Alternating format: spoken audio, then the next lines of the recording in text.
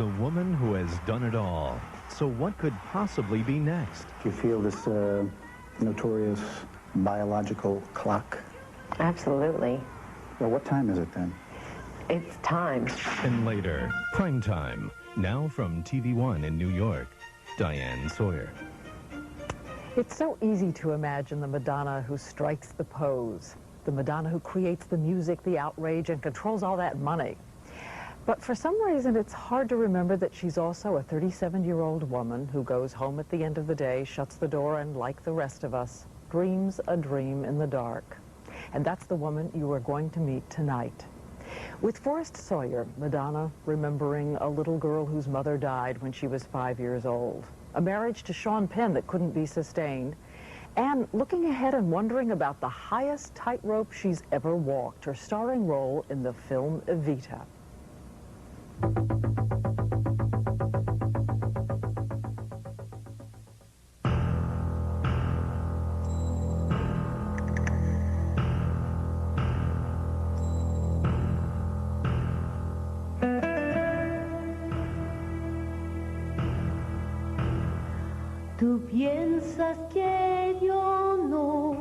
I had a dream. This is ridiculous. Why am I dreaming about these things? But I dreamt that I opened up Billboard magazine and my song had dropped to #3 and Whitney Houston's had gone to #1. And then I went down to my voice teacher's, her studio where I take lessons, and I walked in and she was humming Whitney Houston's song. And I was devastated. This is what I'm dreaming about.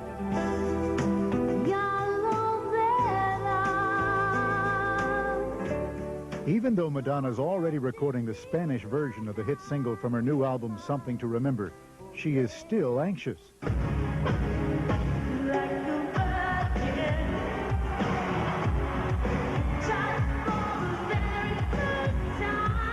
It's not easy to survive being called Lou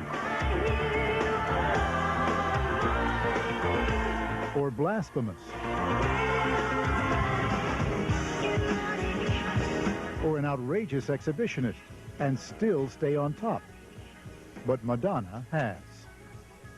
It seems to me that a lot of what your work is about image in some fashion. Well, I'm a visual artist. And you keep reinventing yourself. Is that a fair way to put it? No, I think that's a really boring way to put it. I get so exasperated when I hear that I'm reinventing myself. It's like... Well, you're not just getting a dye job, you know. I mean, these are completely different looks. But, so any girl that, like, reads Vogue magazine, I mean, you know, you change with the times. New clothes come out, you get interested in different fashion, you want to change the color of your hair, and for some weird reason, people connect that with some sort of negative connotation, like some sort of, like, conscious manipulation of people, which it absolutely is not. I can't tell you how far from the truth that is. Calculating is the word they use. Calculating. Well, that's another way, you know, I'm calculating, I'm controlling, I'm ambitious.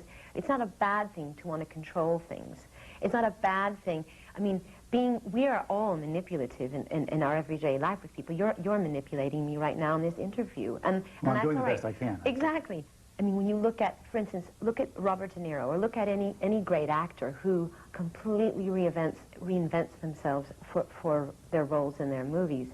When he does it, it's looked at as art. When I do it, it's looked at as evil and manipulative. And so is that hard? To deal with?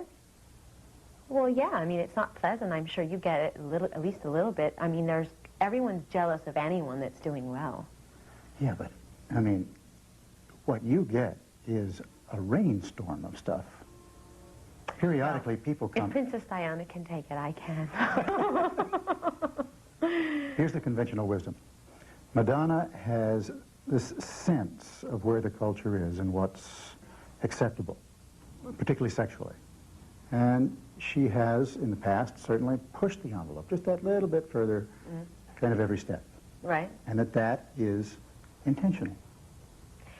Well, sometimes it's been intentional and sometimes it hasn't. For instance, when I was doing my Justify My Love video, I never set out to push the envelope, piss people off, annoy people, but I swear to you I didn't.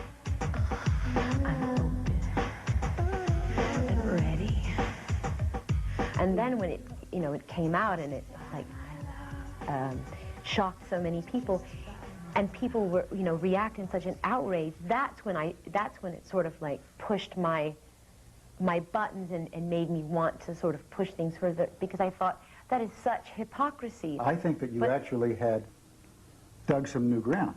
Mm-hmm. And when you were moving toward putting out the book Sex, mm-hmm. there was a lot of interest. Yes, well...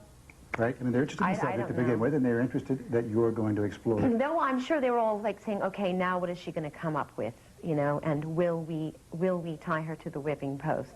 So how did that affect your career? How did that affect you?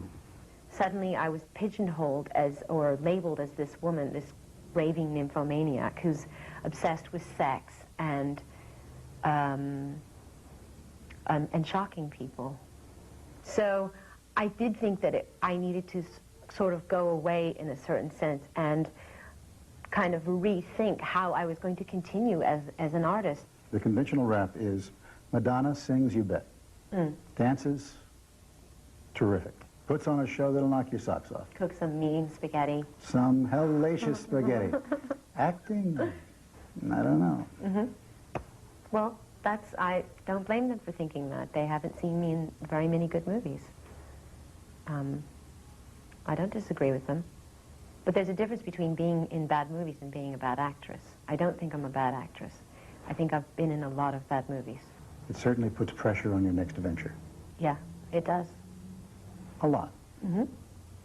And you're taking a swipe at a pretty big project. Well, the good thing about Evita is that it is a musical, so people will be more accepting of me in that role because so much of it is about music. Describe Evita for me. Eva Peron, describe her. I mean, psychoanalyze. Yeah, what kind of woman is she? Desperate, misunderstood, generous. She had a drive about her? Yes. She was a little hurt by life? Hugely hurt. Yeah. Any of this sound familiar at all to you? Mm-hmm. Yes, of course. You know, it just struck me, you know, when I was describing Eva Peron, and I said she was hurt by life? Yes. I watched how you reacted to that. Yes, Dr. Sawyer. How did I react? Well, you sort of took it in a bit. Well, yeah, of course. I mean, believe me, I've done extensive research about her, and... No, more actually, I'm thinking of you. Okay. And why do you feel hurt by life? Why am I so hurt? I think, you know, losing my mother at a very young age was a devastating experience, and I really did feel completely abandoned at that point in my life, and I'm sure that has influenced every decision that I've made, and sort of left me with a feeling, a hunger, a longing, a feeling of emptiness. You sort of grow up being afraid to love things because they're going to leave you. And maybe that's why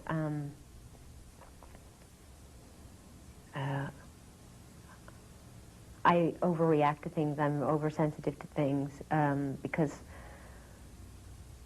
a lot of times I think, are both of your parents still alive? They are.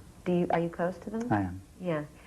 Isn't it great to be able to call them up? And I don't know, I don't know if you call your mother all the time, but it's so, I call my mother all the time. Yeah, well, I am constantly, you know, in these situations where I'm completely frustrated and absolutely no one can come to my rescue and make me feel better. And I always say, God, I wish I had a mother that I could call. And I don't. What do you do with that? You're by yourself? Yes. Can you reach out to anybody? Well, yeah, I mean, I have incredible friends. Is there any place at all? Because this is important. This is a risk for a lot of people. Mm-hmm. Is there any place at all where you can go to feel safe? Safe. This is such a good question. And I think I should just cancel my shrink appointment. Is there any place I can go that's safe?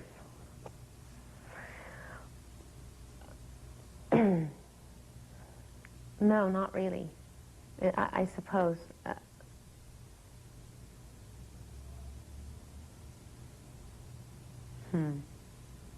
Well, that's not true. I have a sister who's married, and she has a son, and they live in Los Angeles. And she's the closest thing. She has the personality of my mother, and she, when I really want to, like, when I'm desperate, I run to her house. And because she has the, to me, the warmth of a family and a real nurturing environment around her, and she's not connected to the business, and so I can go to her house and lay on the couch and watch stupid movies with her son, and you know, dinosaur movies, and really, in a way, feel safe and away from everything. If you look back over your life, is there one true love that stands out? Absolutely. Sean. Nobody comes close. No. Could anybody come close? Why not? I don't know. Sometimes people close down. Sometimes No, people I'm put absolutely not closed down. No. I'm an incurable romantic. This does raise the question of meeting men. Is that a problem? Men being the way they are. It's not a problem meeting them. It's a problem meeting one of them is, you know, someone who's not an Well, you know, there are certain stereotypes that people are going to have to wade over. In terms of me? Yeah. I know. That's. I mean, they think they walk in the apartment and there's going to be a whip collection on the wall. Yes. A couple of cages. That sort of lots thing. of burning candles. So they have to get past that. Yeah, they do. And if they can't, then that's their problem. Because I'm so much more than that. I'm not even that. When I meet people and I get to know them, they always say, God, you're so sweet. You're so vulnerable.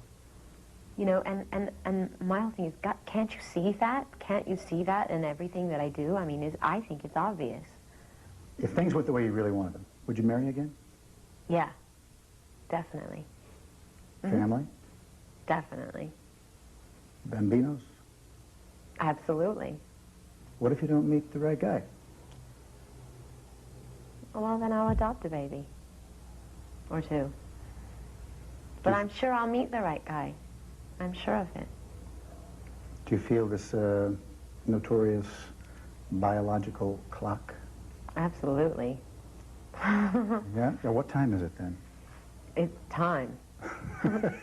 You mean pretty much now? Yeah, but now I have to do this movie. And then after the movie? After the movie, I'm going to put a couple of ads in the New York Times, Village Voice. Who knows who's going to apply for, you know, the fatherhood gig.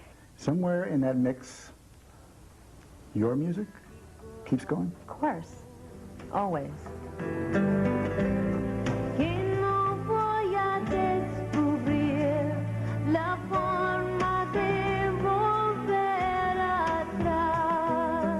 Some people wonder if, you know, at a certain point when it's not as hot or as commercially successful as it is now, and it happens to everybody.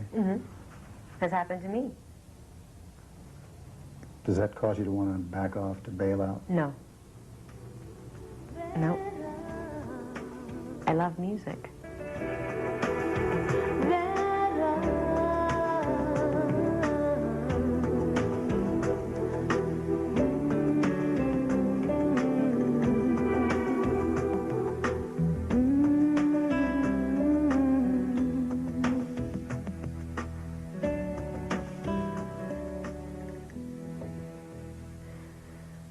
Okay? Okay.